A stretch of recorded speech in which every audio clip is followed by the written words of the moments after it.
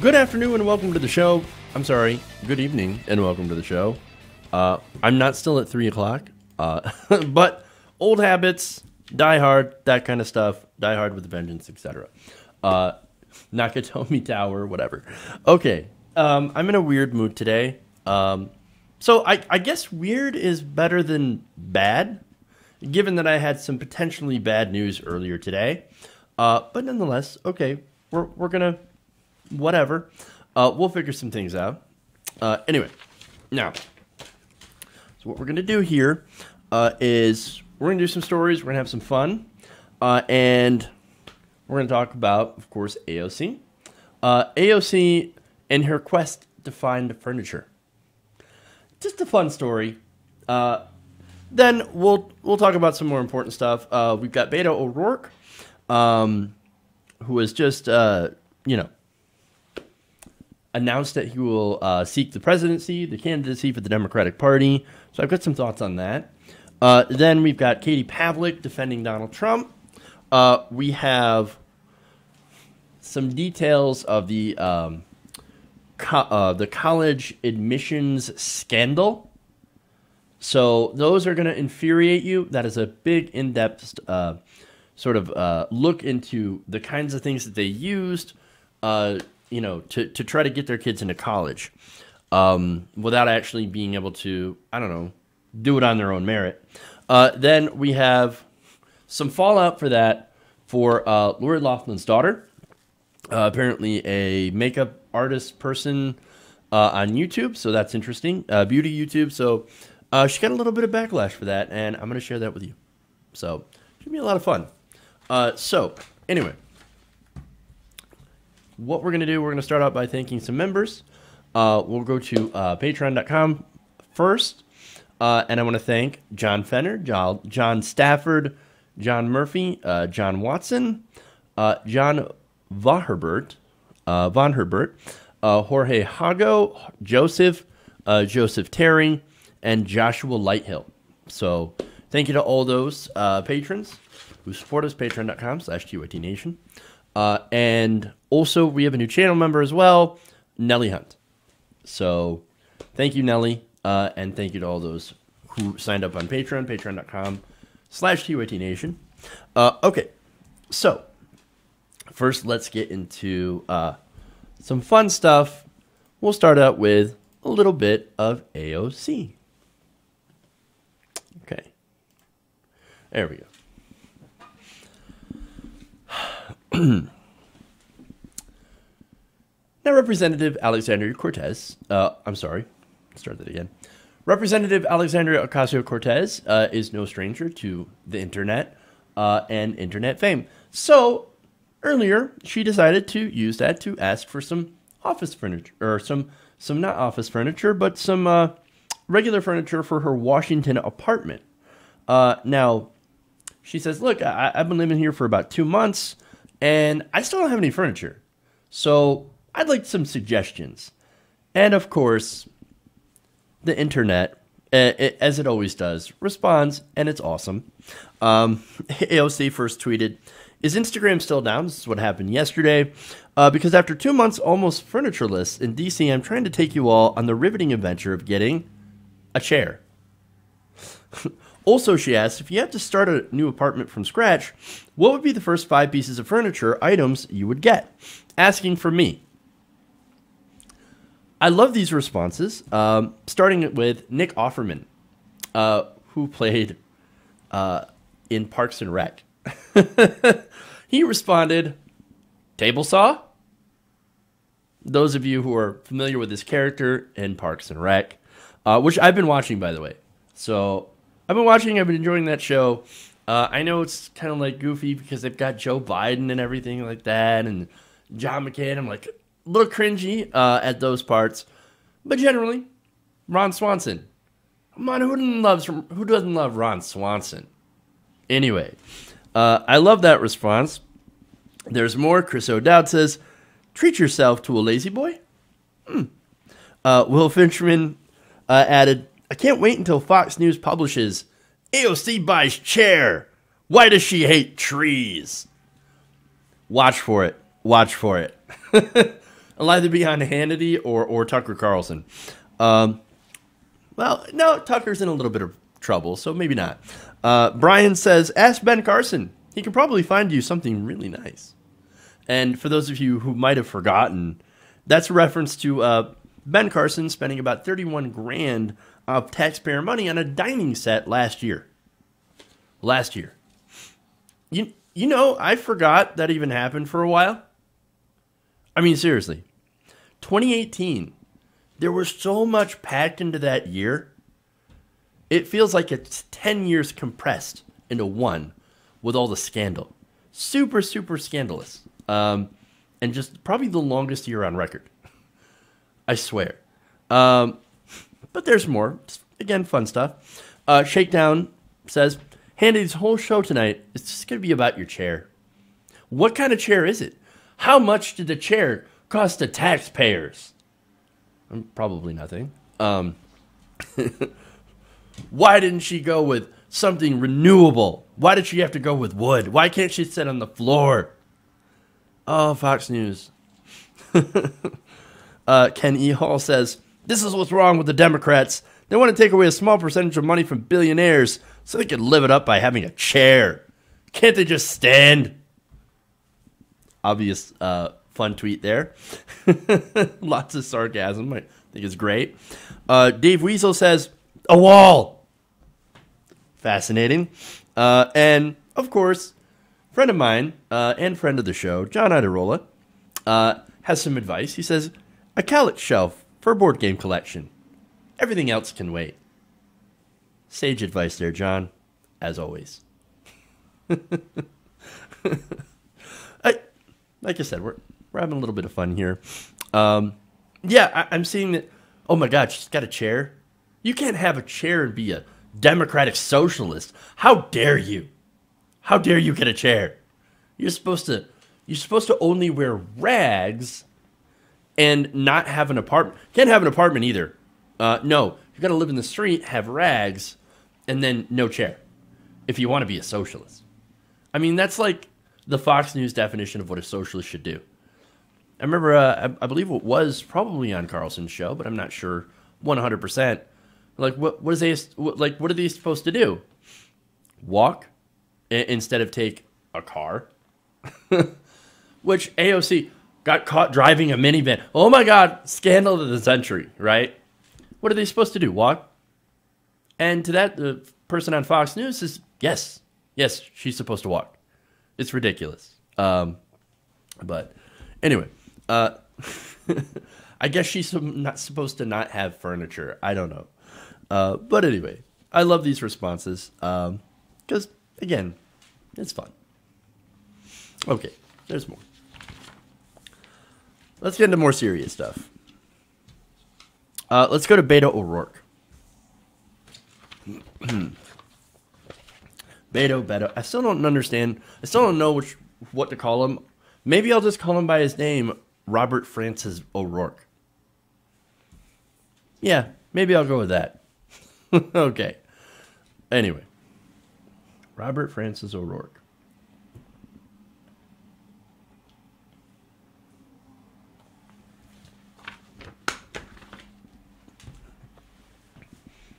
Now, Beto O'Rourke has just announced that he's running for president.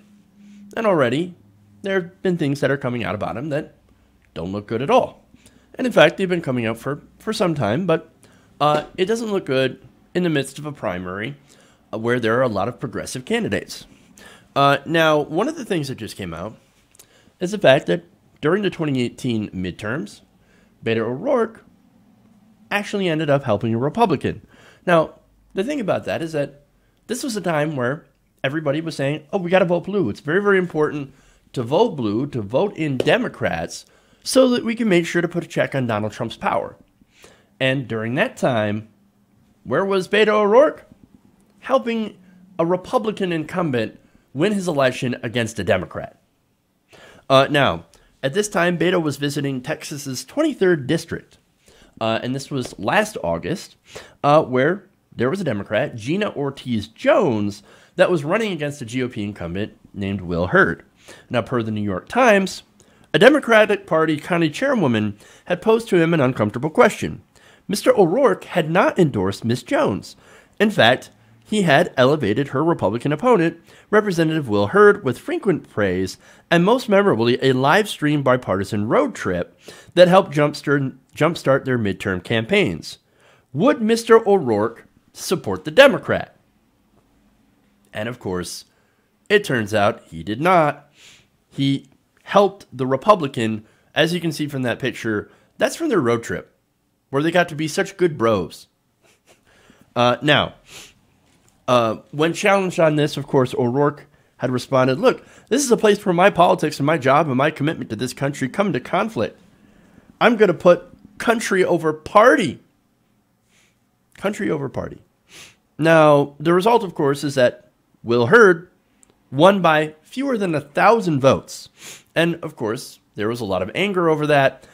Many voters and local activists hold Mr. O'Rourke, whose success helped lift down-ballot candidates across the state, largely responsible for Jones' defeat. Now, why is that?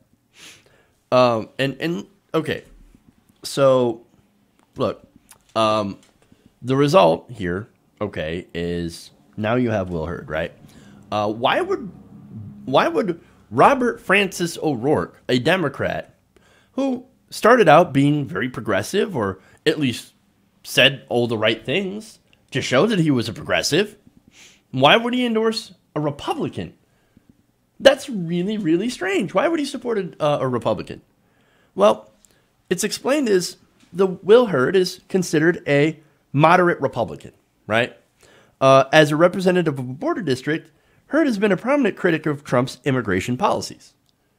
But, okay, that's not a good reason, because here you have Gina Ortiz-Jones, who is a Democrat, who's got to be more progressive on that issue, also believes in going up against Donald Trump's immigration policies. The entire Democratic Party is opposed to Donald Trump's immigration policies. So why would you choose a Republican? Especially when you consider Hurd's record on other things. He actually ends up voting with Republican colleagues more than 90% of the time. Now, not only that, but he criticized the FBI for declining to prosecute Hillary Clinton in 2016, aided Devin Nunes' effort to discredit the Mueller investigation, and opposed federal funding for abortion services. Not only that, but if he had won, Hurd would have helped the Republican Party retain control of the House of Representatives. So, and had the Republicans kept control of that chamber, they would have had both the House and the Senate. And that would have ended letting Republicans continue to decide what legislation Congress can or, cannot vote on. So in 2018, when it came to Democrats, the stakes were pretty freaking high. Too high to support Republicans, and that's exactly what Robert Francis O'Rourke did. This wasn't putting country over party, because, look, what we would have had if the Republicans had both chambers would have probably made the country worse, because you were giving Donald Trump more power to enact his agenda. So congratulations, Robert Francis, on helping a Republican almost give everything to the Republicans. Great. No, the thing is that this was about him. This is about the old way of thinking, right? So he wants bipartisan credibility. Now, look, I'm not against bipartisanship, right? In the literal sense of the word, right? But at this point in time, when everything is so far to the right, when the Overton window is skewed, it's not a good thing to have. The Republican Party of right now is monstrous. Monstrous. They cut taxes for the rich. They want to destroy Medicare, Medicaid, and Social Security. You've had Mitch McConnell and the Republican budget, of course, that cuts massively, $1.5 trillion from Medicaid. This is the most recent budget. And again, their entire plan is to chip away at it until Medicare, Medicaid, and Social Security is gone. It's done. Not only that, they want to continue to fund endless war in the Middle East, continue to put immigrant babies in cages, limit women's rights, etc., etc. Not only that, but they don't believe in the minimum wage. They don't believe in climate change. They're willing to let the planet burn so that their donors can make even more profits. They want to take healthcare away, and they've tried to take healthcare away from people, and put more power into the hands of insurance companies. They want to and have restricted the rights of minorities when it comes to voting. The modern Republican Party of right now is not a normal political party. They are a monstrous party. They're extreme, reactionary, and wholly devoted to the rich and corporations. You cannot call yourself a moderate and vote 99% or 90% with that party. You just can't do it. You can't do it. And yet, Robert Francis O'Rourke backed the guy who did instead of a Democrat. That should be disqualifying in this day and age. What happened to vote blue no matter who? What happened to, oh, we got to have party unity? No, that's only a cudgel they used to attack Bernie Sanders with, who, by the way, caucuses with the Democrats all the time and actually does meaningful bipartisan legislation that actually goes to help people. So this whole unity crap, no, it's BS. It's BS, absolutely. Now, here's the thing. What we need to do is we need to stop, first we need to stop getting along with the Republican Party at this point, right? I mean, Joe Biden was out there. Now, Biden was another guy who, by the way, during 2018, stumped for Republican Fred Upton. So, I don't want to hear anything about how, oh, no, you don't understand. Joe Biden, he's a good Democrat. No, F that. He's not a good Democrat. He's terrible. He might as well be a Republican. No, what we need to do is we need to bring the Republican Party back off from the cliff. We got to push left. We got to be progressive. And we got to stop with this BS right now, bipartisanship, which at this point means giving Republicans pretty much everything they want and leeway to do whatever they want. People like Beto, by the way, are what Republicans used to be. And in a sensible world, Beto would be center-right. He would be a Republican. I mean, again, O'Rourke himself was revealed by David Sirota in Capitol in Maine. That it turns out, and we found this out after the election, Beto O'Rourke voted for a lot of Republican legislation. He would be a right-winger, but he would be a sensible right-winger that you could actually look and do bipartisan legislation with. Whereas in a perfect system, in an ideal system, somebody like Bernie Sanders, for example, would be considered the centrist. He would be considered the center of the party. You know why? It's because a majority from both left and right agree with Bernie Sanders on issues, on policy. Beto, however, or Robert Francis, is not progressive at all. And in a field filled with actual progressives that have good records and progressive policy, his entrance into the race simply makes me ask one question. Why? What's the point? Well, the point is, it's all about Beto. Okay. I'm fairly clear about that. Okay.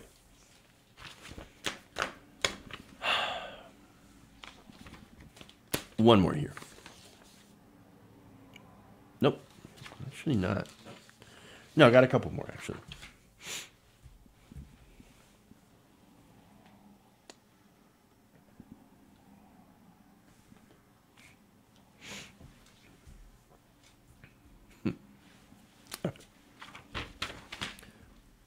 Now we're going to go after Republicans. So Fox News has again come to the defense of Donald Trump. Now this is following his statement on airplanes and how they're too complex to fly. I liked it when things were simple and old. Yeah, okay. Now what's funny about that is, back when I did that segment the other day, I pointed out how modern technology actually has made air travel much, much safer back than it was in the 70s, 80s, and 90s, right? But nonetheless, Fox News is going to cater to their audience of Donald Trump by defending him and making this argument. She said, to give President Trump some credit, everyone's like, oh, what does he know about planes? The guy has owned planes his entire life. And when you own a private plane, you know about the way it functions. Really? I mean, hey man, if you own something, then you know the way it functions. You know how it works. No, not necessarily. I mean, there's a lot of people that own cars that have no idea. They're like, I don't know, you put it in gear, you push the gas, and you go. And then that's the brake. That's it. Yeah, you know how to operate it. Sure, but you don't know how to fix it. But now, what's different about that is you may own a car. Does that mean I know how to drive a tank? No! Just like if you own a small private plane, a single engine, single seater or double seater, whatever, that doesn't mean you know how to fly a commercial jet. That's a ridiculous statement. Ridiculous, right? What does Trump know about Boeing 737 jetliners? I would bet next to nothing. He's not a pilot. He's not an engineer. Yet it turns out you actually have to be smart and go to school for that. And look, I would partly agree with her point if it comes out that Trump went and studied engineering or he's got a pilot's license or something. And even if he flies small planes, then at least you know a little bit about the basics. But it's not the same, again, as flying an airliner. So, but of course, from what I know, Trump doesn't have a license. Trump, doesn't have any engineering expertise. And so, look, he barely even knew how to run an airline. In fact, he ended up crashing that into the ground. So, his statements make no sense. But the reason, of course, that she's defending him is because, why? Well, because all these Republicans, they got to suck up to daddy. And that's what that is, right? They know he watches Fox News, and they know that he takes policy positions from Fox News. So part of that is just sucking up and defending him for no reason, even when he makes some of the most obvious issues or obvious misstatements. Now, it is what it is. Okay. Anyway. Moving on. Do I have a sound issue? Is anyone else having a sound issue? Okay. That'd be a no. All right, moving on.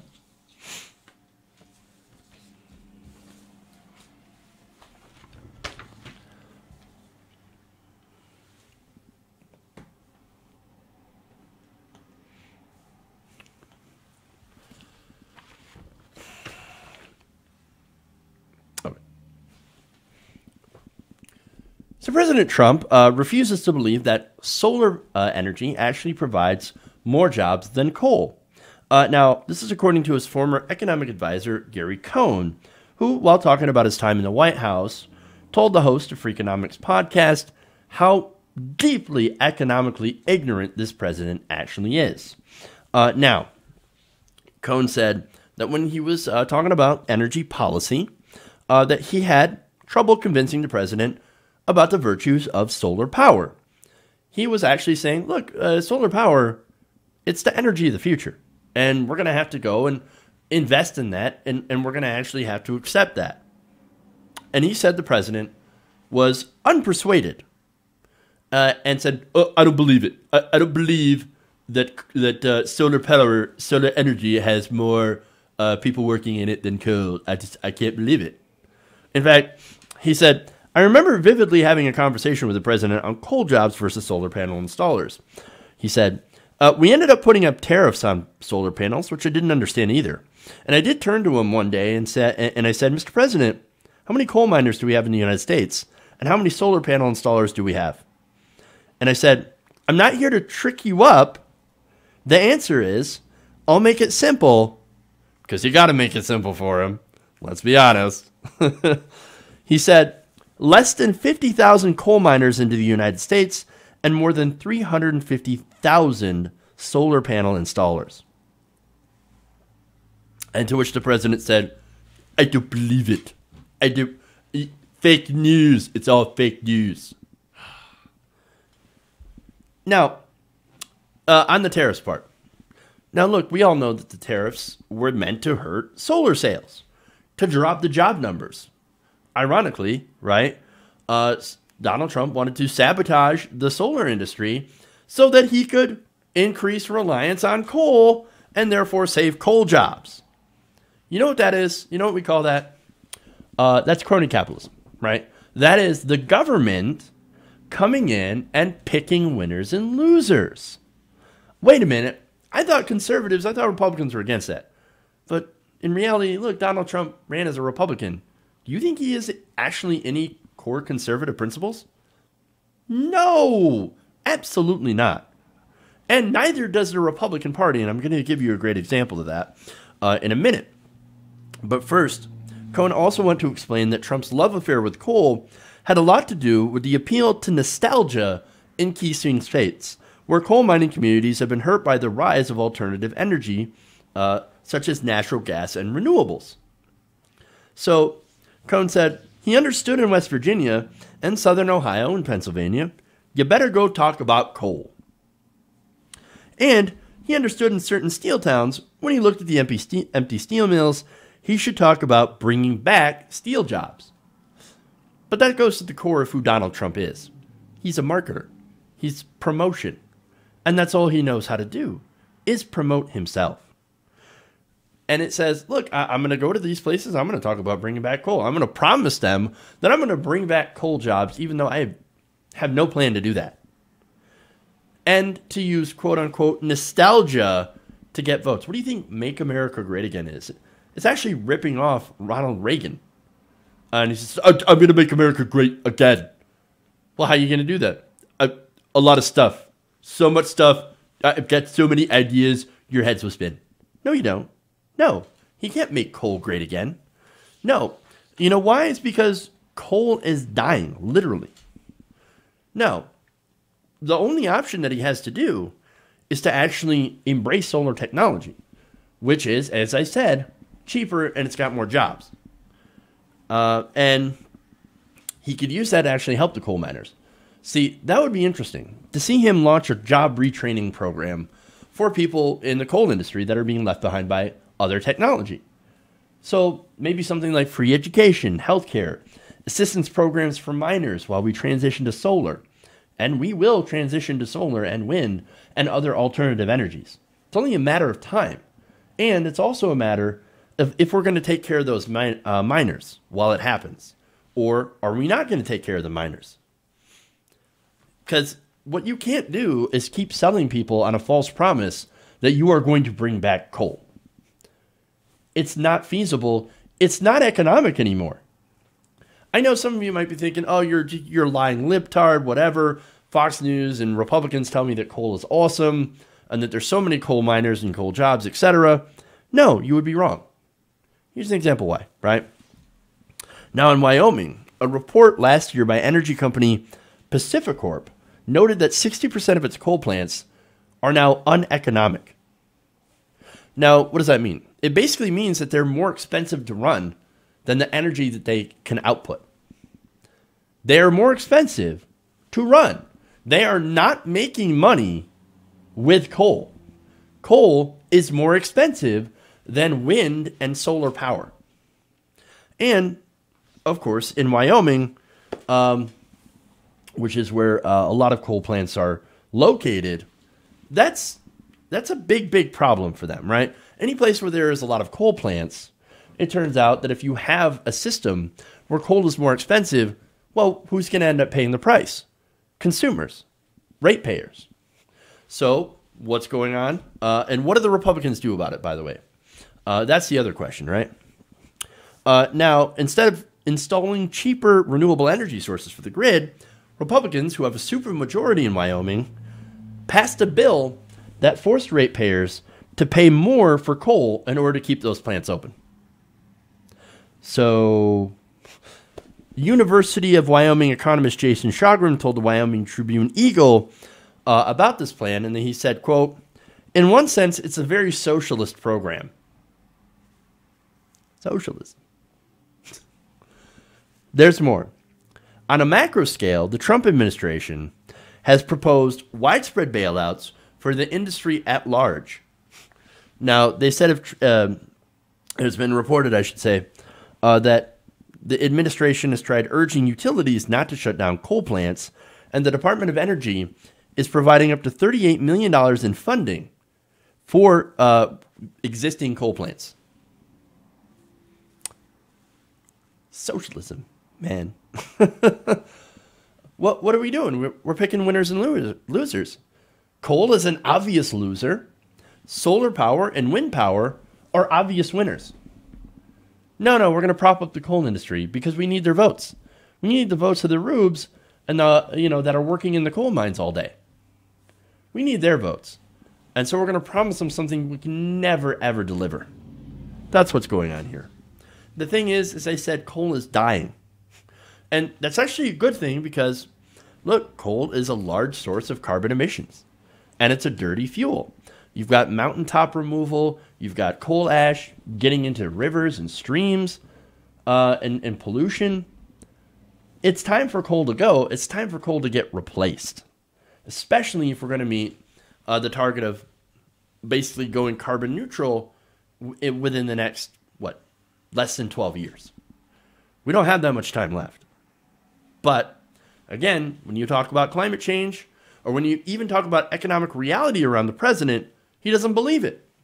And, of course, other reports have shown that even if you have facts, if you have numbers, if you have statistics around the president, it doesn't do any good. He doesn't believe in facts. I don't like facts. I don't like facts at all. Get them out of it. I love coal. Coal is fantastic. Coal is great. Solar energy, bad. You can't convince him. You can't convince him at all. He's going to believe what he's going to believe. And I think that was a quote from a Trump official. So, and not only that, but we also have a Republican Party that doesn't believe in science, believes Jesus rode in on a dinosaur, and not only that, but they're deeply hypocritical. They support socialism for these companies, for coal companies, and picking winners and losers. And they're selling you a lie. Oh no, coal will be around. Coal is great. And don't worry, we'll save coal jobs. No, they're not. No, they're not. So, and it's all, of course, a cynical plot to make more money for donors. Murray Energy is one of her really big donors to both Trump and EPA head as well. And the whole purpose is to get votes. That's the Republican Party. That's what they do. And Donald Trump was more than happy and willing to go along with it because he's one of them too. Okay. We're going to take a break. We'll come back. We got more information on that college cheating scandal. You're not going to want to miss that. It's going to be infuriating, and a long breakdown of that. And then we'll have the fallout. So we'll do that. I'll read some super chats and some comments when we get back from the break. So stay right here. Round the Nation. We'll be right back.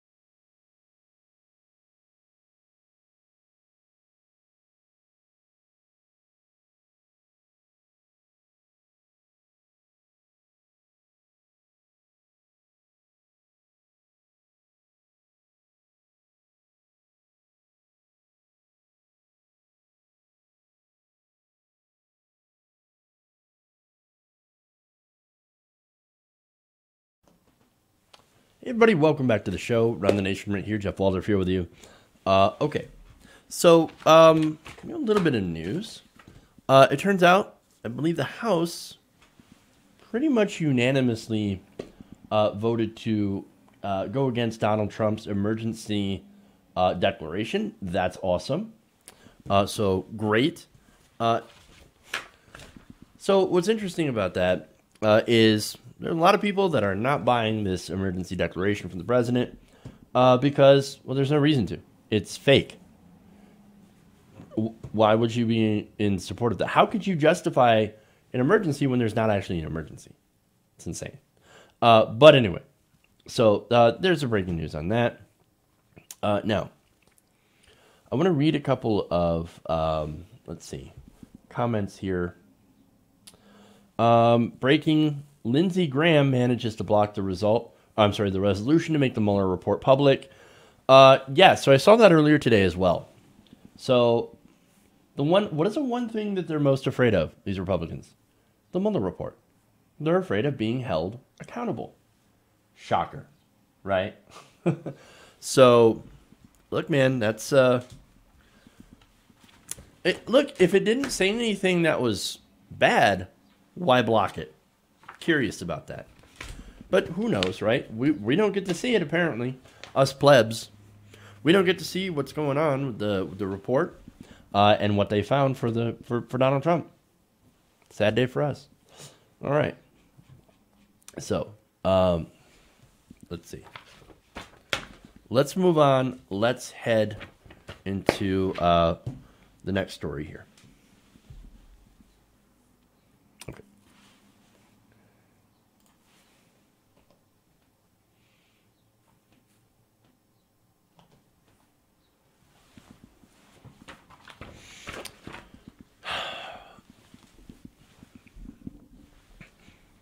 So now we have more details about the massive college cheating scandal that has been dubbed Operation Varsity Blues.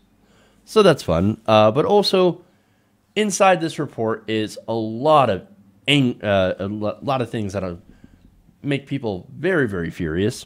Now that federal prosecutors have charged 50 people and what has been called the largest college admissions scam in history that the Department of Justice has ever uncovered. Among them, actresses Lori Loughlin, Felicity Huffman, as well as dozens of other wealthy parents, multiple ACT, SAT administrators, 9 athletic coaches, and several others. We're finding out just how they were able to actually do that. Now, the man at the center of this is William Singer. Now, William Singer is the founder of the college preparatory business called Edge College Career Network. Now, Singer is a guy who both masterminded and undermined and eventually revealed this entire thing. Now, parents had paid Mr. Singer a total of about $25 million from 2011 until February of 2019 to bribe coaches and university administrators to designate their children as recruited athletes, which effectively ensured their admission according to the indictment from the New York Times. The New York Times has reported this indictment. Now, an unsealed affidavit shows many of the other ways that parents were able to game the system and allow their children to get into these schools without actually have earned their place. Now, one of the first ways is, and this is probably the grossest, by the way, parents were instructed to lie and about their kids having learning disabilities. So, now the person referred to in the affidavit as Cooperating Witness 1 allegedly told parents to secure extra time for their kids to take standardized college entrance exams by falsely claiming that their children had learning disabilities and to obtain the needed medical documentation to do so.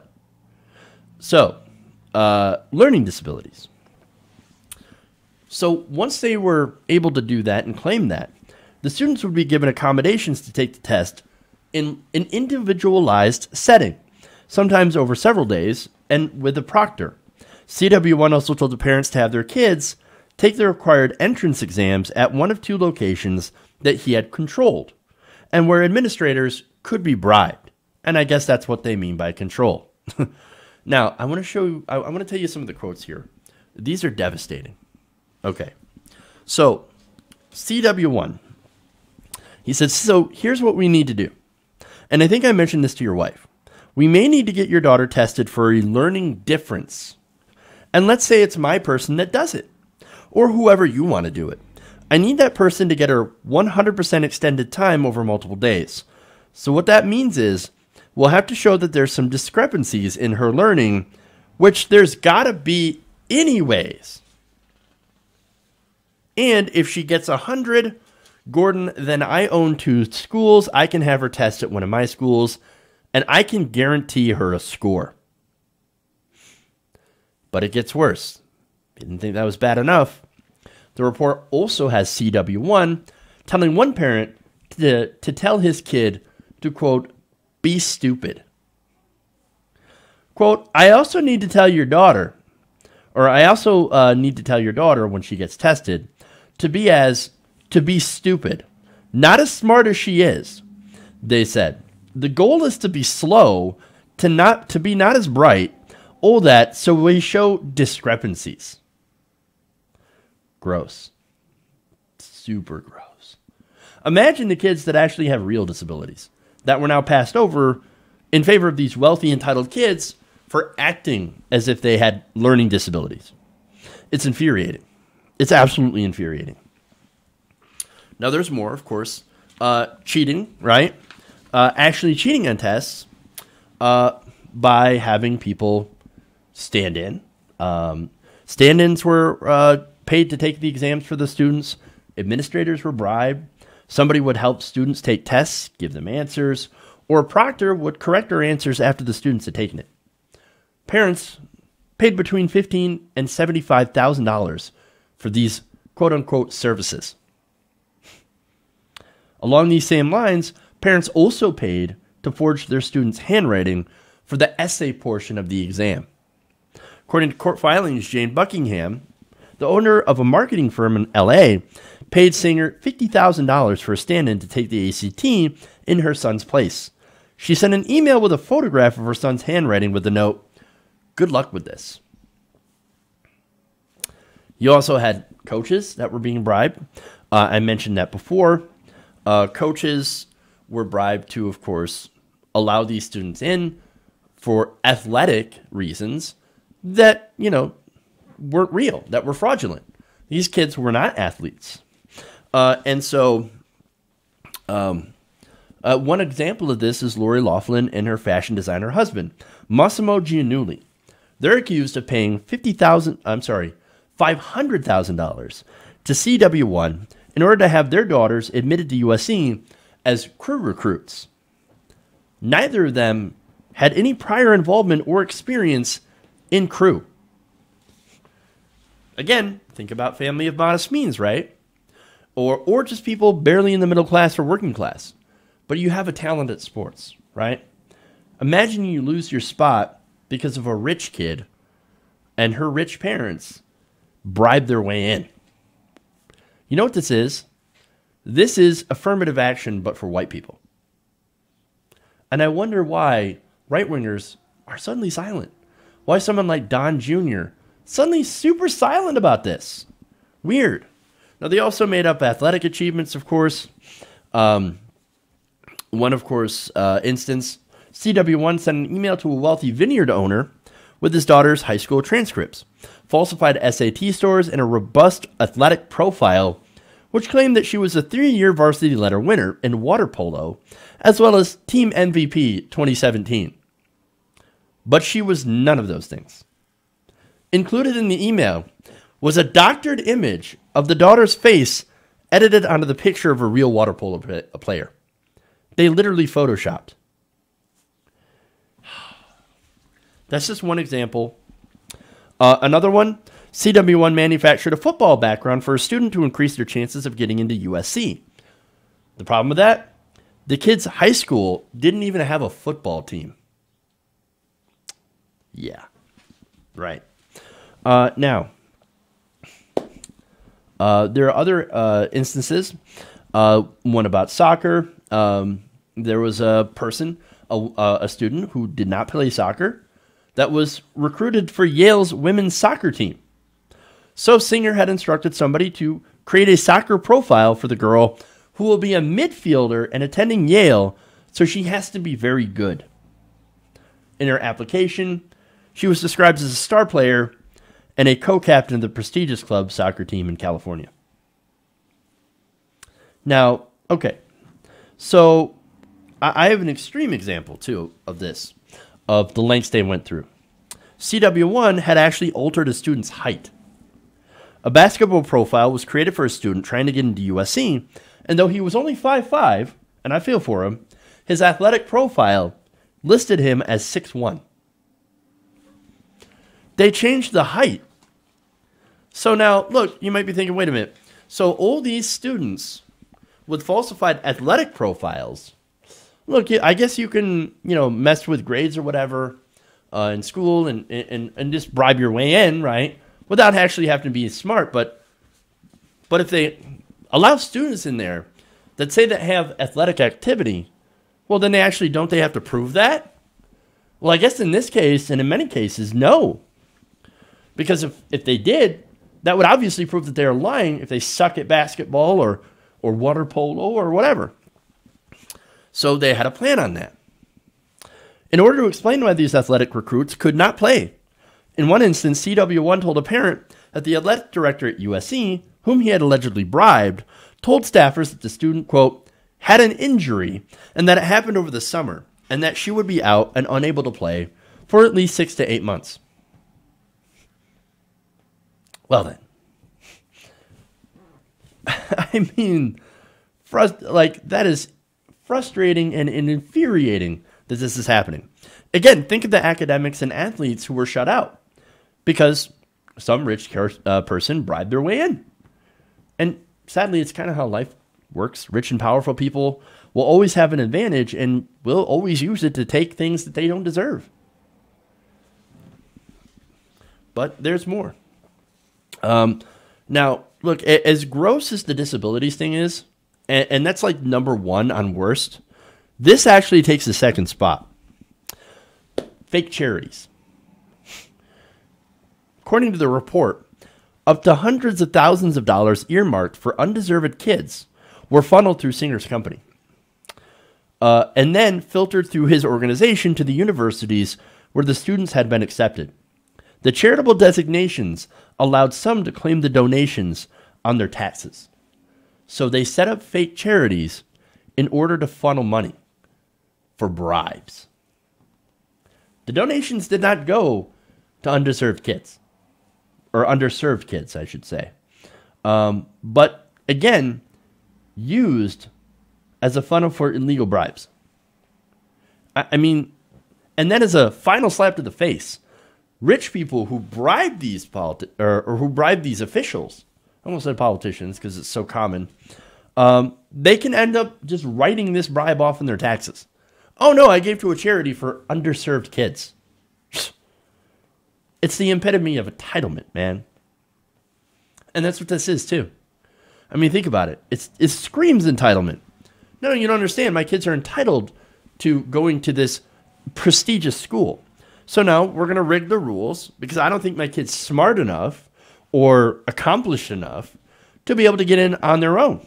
So I'm going to rig the rules and I'm going to get them into these colleges. And in so doing, they stole a spot from somebody who might actually deserve it. Now, Republicans love to hate on affirmative action for black people. But yet for some reason, they seem to be super silent on this one when it comes to affluent white people. Kind of makes you wonder, doesn't it? But the whole situation is, this is absolutely outrageous. And sadly, unfortunately, indicative of how our society actually runs. Okay.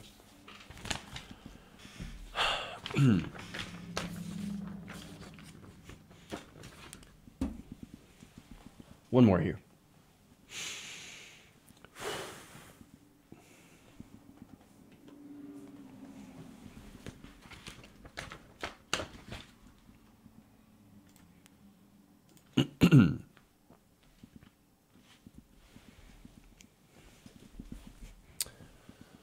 I don't normally talk about this stuff, so this is a little strange. But I'm actually going to talk about beauty blogger for a minute. I know, weird. Okay. So users of Sephora are not happy about the revelations that one of their partners or former partners was involved in one of the largest college admissions scams in history. Now, that scam included, of course, forging students' handwriting to take written exams, parents telling their kids to pretend to have a learning disability or pretend to be athletic when they are clearly not, which is in the case, of course, of Lori Loughlin's daughter, Olivia Jade. Now, Loughlin and her husband, designer Massimo Giannulli, were accused of paying $500,000 in bribes to get Olivia Jade Giannulli and her sister Isabella Rose into USC and onto the school's crew team. Now, neither daughter participated in that sport, according to court documents.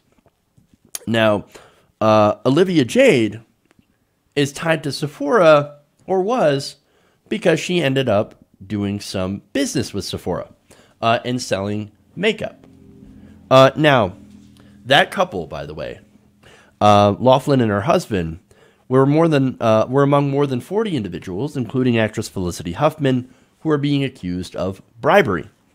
Now, Sephora customers, when they found out about this, urged the brand to cut ties with Olivia Jade, which they have done thanks to a lot of righteous anger, especially after a video was unearthed last year saying Olivia Jade, in the video, Olivia Jade was caught saying that she didn't actually care at all about school. All she wants to do is go to the parties. Yeah. So look, that's that makes me mad, right there, right?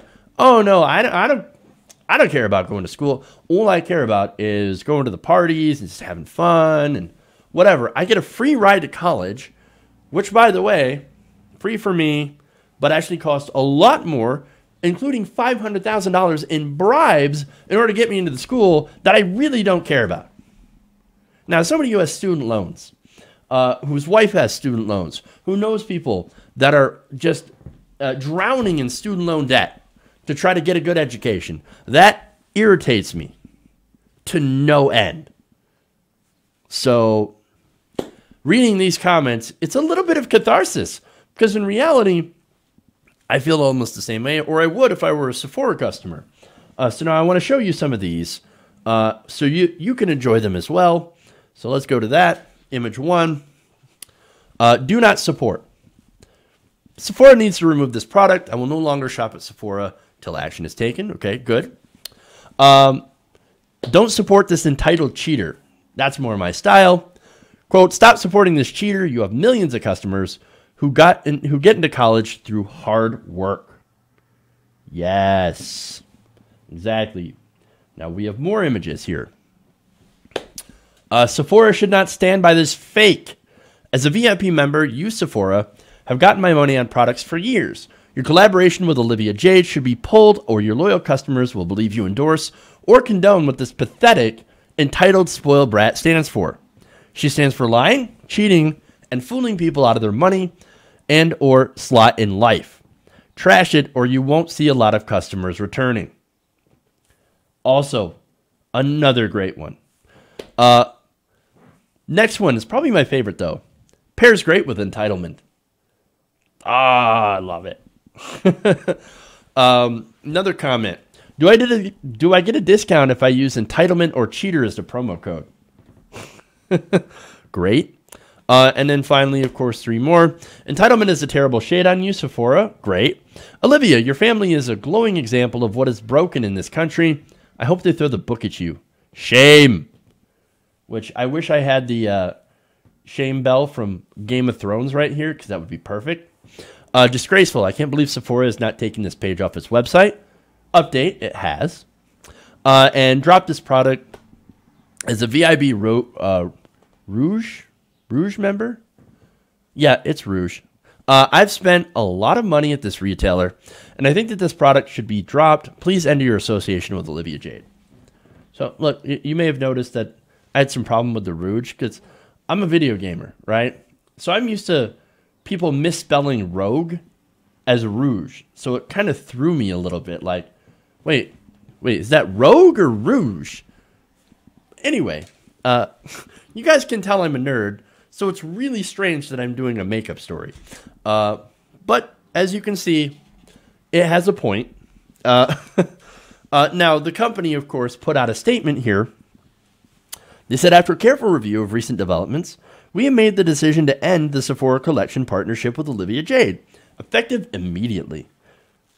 As of Thursday afternoon, of course, the item was removed from the Sephora website. The product search for the palette led to a page with 0 product results. So, and again, that's after all these comments. Not only that, but they also got dragged on Twitter. Got a couple of tweets here. Jen says, I'm not walking into another Sephora and spending a dime until you remove the special edition Cheaters palette by Olivia Jade. By the way, I studied my ass off for my SAT. Most of us did. Stace says, I wonder if Sephora's going to remove Olivia Jade makeup product or do they endorse cheaters? And of course, we got our answer. They did the right thing because this was a massive PR nightmare. Now, not only Sephora, they're not the only ones that face backlash. Olivia Jade herself on her Instagram was savaged. Tons of negative comments have been left on her Instagram, leading her to, on every new picture, disable her comments. Fun. And you know what? Great. She deserves it. Cheaters shouldn't win. Cheaters shouldn't prosper.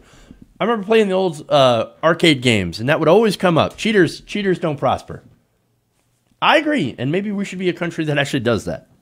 I mean, again, it makes me so angry to know that the people who got into these schools as a result of this don't understand the massive privilege they ended up having over everyone else because of who their family is. Not only should she get a free ride, her parents paid for it and didn't care. She didn't care about getting this opportunity.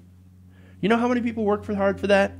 Busted their asses, studied hard, prepared to take out massive amounts of student loan debt just to get denied because, hey, some rich person who didn't earn it felt entitled to that spot. Or their kids were entitled to that spot. It's the injustice here. I cannot abide it. So good on those who are pushing back. Good on Sephora for doing the right thing.